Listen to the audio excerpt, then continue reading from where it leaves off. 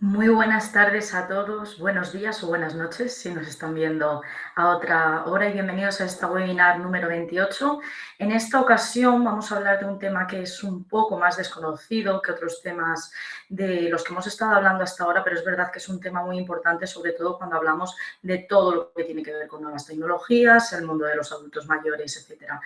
En este caso, como digo, vamos a hablar de ética y protección de datos en salud digital, en todo lo que tiene que ver con personas mayores. Recuerdo que estas webinars pertenecen al grupo de ayuda del programa de coaching y acompañamiento de la Fundación de Neurociencias. Pues vamos a ir empezando. Y en primer lugar me gustaría hacer una breve introducción diciéndoles que, como pongo ahí, la salud digital, las nuevas tecnologías de alguna forma han transformado la forma que tenemos de cuidar a las personas mayores que tenemos cerca de nosotros, tanto en la parte más profesional como en la parte más informal. ¿De qué manera? Bueno, a día de hoy, como habrán podido comprobar, se pueden realizar seguimientos médicos a distancia, bien sea a través de videollamada, por llamadas telefónicas, por ejemplo. También hay relojes digitales que pueden ayudarnos a saber si la persona mayor ha caído en algún momento, necesita ayuda médica, por ejemplo, y también incluso hay aplicaciones que sirven para trabajar a través de las terapias cognitivas, como ya hemos visto en otras webinars. Pero ¿qué ocurre? Que todas estas nuevas tecnologías conllevan una serie de responsabilidades y una serie de informaciones que deberíamos conocer. Y también cabe plantearse la siguiente pregunta. ¿Estamos protegiendo, como les pongo ahí, de forma adecuada todos aquellos datos y derechos de las personas que están utilizando esas herramientas o no? Hay que saber que las personas mayores a día de hoy es el colectivo más sensible y más vulnerable a cualquier riesgo de tipo ético en todo lo que tiene que ver con el entorno digital y sobre todo por varias cuestiones. Suelen tener una menor alfabetización tecnológica. Por ejemplo, en el caso de las personas jóvenes no ocurre así. Las personas jóvenes es cierto que ya prácticamente nacen con un móvil debajo del brazo, con lo cual ya saben manejar mejor muchas de estas herramientas que en el caso de las personas mayores no ocurre. También tienen un menor control sobre sus datos, esto es muy importante y hay que tenerlo en cuenta. Y además tienen una mayor vulnerabilidad para que usen su información personal de forma inadecuada. Por todo ello, hay que tener en cuenta una serie de consideraciones a la hora de trabajar con ellos. Antes de comenzar y meternos más en materia, sí que me gustaría decirles que una tecnología ética no es la que funciona mejor, no es la que mejor, de alguna forma, interfaz tiene, por ejemplo, sino es aquella que mejor respeta a las personas.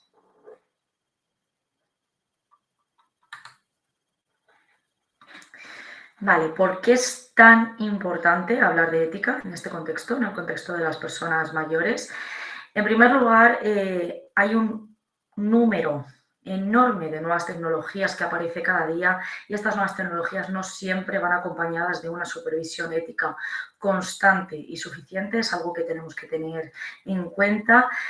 Hay asistentes virtuales que funcionan a través de inteligencia artificial, tenemos cámaras de vigilancia, por ejemplo, en residencias o en domicilios particulares, y es verdad que se implementan estas nuevas tecnologías sin llegar a un debate más profundo y sin saber realmente de qué manera va a impactar sobre las personas mayores, y esto sería necesario hacerlo. También hay una confusión muy grande entre utilidad y vigilancia. Hay algunos dispositivos que, es verdad, que sirven para mejorar la calidad de vida de las personas mayores y hacen una monitorización constante y un rastreo constante, pero es verdad que llega un punto en el que quizá esa monitorización pasa de ser útil a convertirse en vigilancia y en muchos casos incluso sin consentimiento. También hay una desigualdad enorme a nivel digital, es lo que llamamos la barrera digital, ya que hay personas que no saben en absoluto cómo se usan las nuevas tecnologías y hay otras que sí, entonces hay una barrera muy grande entre unos y otros y es una barrera que tiene que ver sobre todo con edad y con nivel educativo, con lo cual es una barrera que nos interesaría romper de alguna manera. Y por último, hay una falta muy grande de voz propia en todo lo que tiene que ver con decisiones tecnológicas. Muchas veces se implementan soluciones de tipo tecnológico sin ni siquiera consultarle a los propios mayores si cómo las necesitan, qué tipo de lenguaje deberían de tener, cuál es la realidad a la que se están enfrentando actualmente, de manera que es verdad que necesitaríamos comprender cómo quieren ellos que se hagan estas nuevas tecnologías. Vale, hay una serie de principios éticos que hay que tener en cuenta en cualquier campo cuando se trabaja con personas mayores, pero en cuanto a la salud digital nos vamos a quedar únicamente con estos 6 que aparecen en pantalla, ¿vale? Hay un principio ético que es el principio de autonomía, ¿vale? Aplicado al campo de la salud digital, significa que la persona tiene derecho por encima de todas las cosas a decidir si quiere usar o no una determinada aplicación, un determinado sensor, una determinada plataforma, ¿vale? La última palabra la va a tener siempre, siempre la persona mayor. También el consentimiento informado. Muchas veces pensamos que confirmar es suficiente, con aceptar los términos es suficiente. Y esto no es así. ¿Por qué? Porque la persona mayor necesita saber con claridad a qué se está enfrentando, hay que usar ejemplos que pueda entender y sobre todo hay que verificar que esté comprendiendo la situación. Luego tenemos el principio de no maleficencia, ¿vale? Significa que por encima de hacer el bien jamás hay que hacer daño a la persona. En este caso, aplicado al campo de las nuevas tecnologías, significa que hay que evitar cualquier herramienta que le vaya a generar malestar a la persona, angustia, sentimientos de tipo depresivo, ansioso e incluso cualquier tipo de herramienta que le genere dependencia innecesaria. Luego, tenemos el principio de beneficencia. El principio de beneficencia lo que nos viene a decir es que únicamente tenemos que seleccionar aquellas herramientas que realmente estén aportando valor personal, emocional o clínico a la persona. Es decir, alguna herramienta que no tenga relación con la persona o no tenga relación con lo que está necesitando en ese momento, directamente la vamos a descartar porque no va a ser necesaria en la vida de la persona. También tenemos el principio de justicia, es decir, nos tenemos que asegurar que independientemente de la edad, el sexo, el nivel educativo, el lugar en el que viva la persona, cualquier persona que quiera tener acceso a estas tecnologías pueda tenerlo. Y también tenemos transparencia. ¿Cómo trabajamos la transparencia? Sobre todo informando a la persona mayor de quién va a acceder a esos datos, con qué fines, con qué objetivos y, por supuesto, durante cuánto tiempo. No es lo mismo usar los datos durante un día que esos datos vayan a estar persistentes en el tiempo durante años y años. Vale. ¿Qué riesgos hay para el adulto mayor en caso de que todo esto no se haga de la forma adecuada?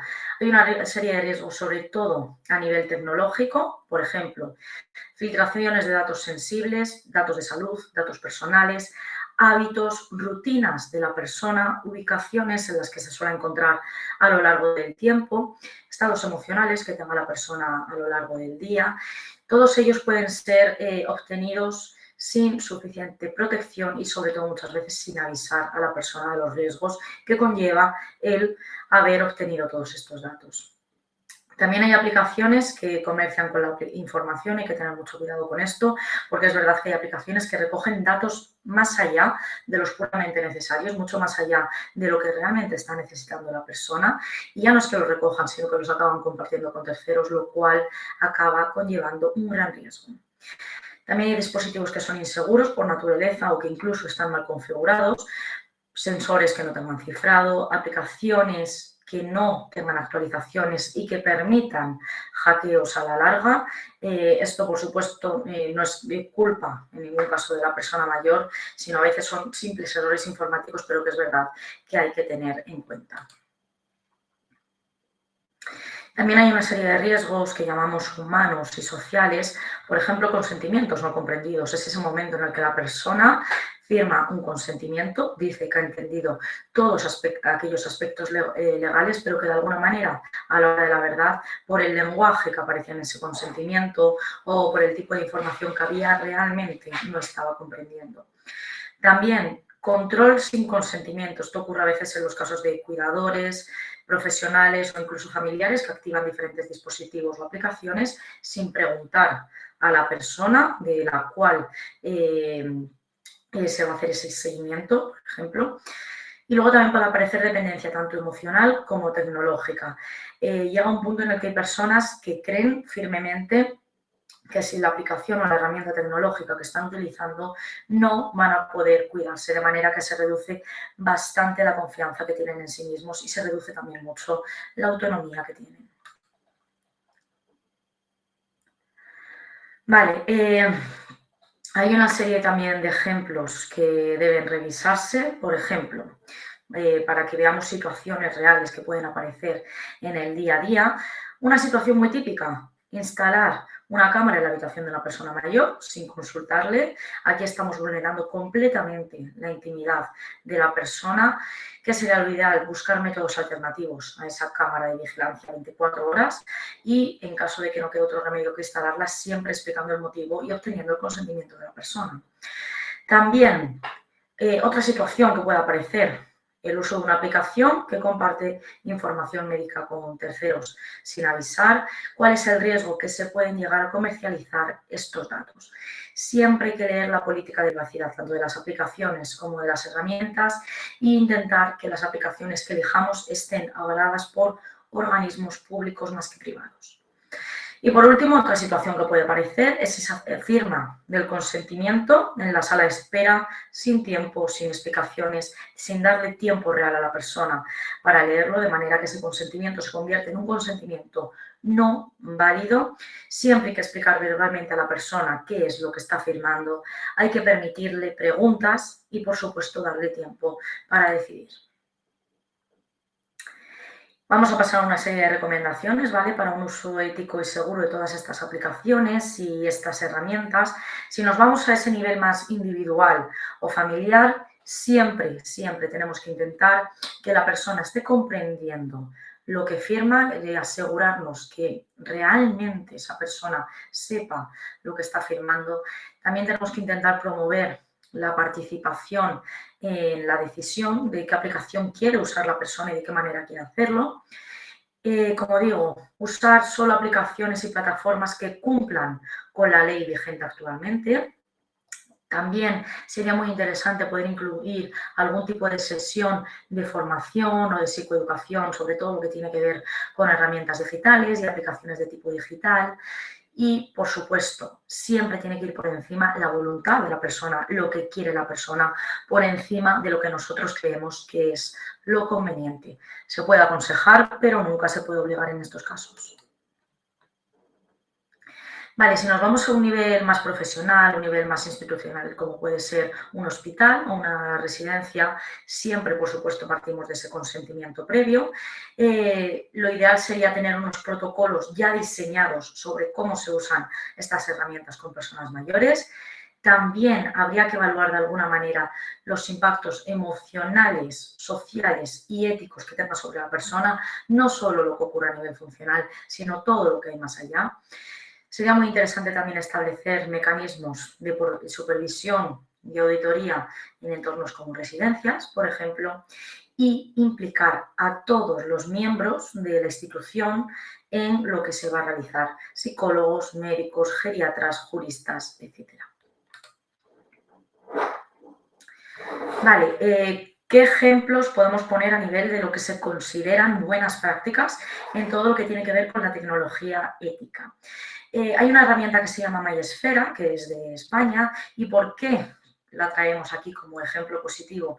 Es una plataforma de localización hospitalaria que nos va a permitir respetar el anonimato completo de la persona que la está utilizando y solo activa determinadas funciones siempre y cuando que el usuario, es decir, el paciente, lo está permitiendo. Si no, la aplicación por sí sola no activa estas funciones. Luego está la herramienta Cowine, que es de India, que es un sistema de vacunación que ofrece control sobre diferentes datos personales de la persona y si la persona quiere utilizar canales presenciales, lo puede hacer. Y luego está la herramienta Unmotive, que es de Reino Unido, ¿vale? Que es una aplicación de salud mental que explica cómo se gestionan los datos y ofrece una gran cantidad de opciones de consentimiento granular para la persona. Vale, a modo de conclusión y como cierre ya de este webinar, hay que saber que estamos en una sociedad digitalizada, por supuesto, y en una sociedad en muchos casos envejecida. Trabajamos con muchas personas mayores y tenemos muchas personas mayores a nuestro alrededor. Por eso la ética no puede ser un lujo, la ética tiene que ser algo que llegue a absolutamente todas las personas, ¿vale? Las tecnologías, una vez que están bien aplicadas, van a poder ser muy poderosas, van a poder ser unas grandes aliadas en el cuidado de las personas mayores y las van a ayudar a ser más autónomas, pero para que realmente funcionen bien y para que realmente sean éticas, tenemos que respetar por encima de todo la privacidad, la dignidad y la libertad de la persona que las está utilizando. No consiste en hacer y crear más herramientas y más aplicaciones de tipo tecnológicos, sino que aquellas herramientas que hagamos hechos funcionen de la mejor manera para todos, ¿vale? La ética en ningún caso va a ralentizar la tecnología, no va a ser que sea más lenta, que funcione peor, sino que de alguna manera la va a guiar. Pero es verdad que siempre tenemos que intentar aplicarla de esa manera justa y segura para todos. Con esto me despido de ustedes por hoy. Como les digo siempre, cualquier duda que tengan, cualquier consulta, cualquier cosa que quizá no haya quedado claro a lo largo de esta pequeña sesión de hoy acerca de la ética y cómo proteger datos en herramientas y aplicaciones de personas mayores, pueden remitirse a nuestra página de Fundación de Neurociencias. En ella van a encontrar tanto la forma de contactar con nosotros como información sobre otras webinars y otros cursos, y estaremos encantados de acompañarles en el proceso y de ayudarles en todo lo que sea posible. Me despido por hoy y nos vemos a lo largo de otras webinars. Adiós.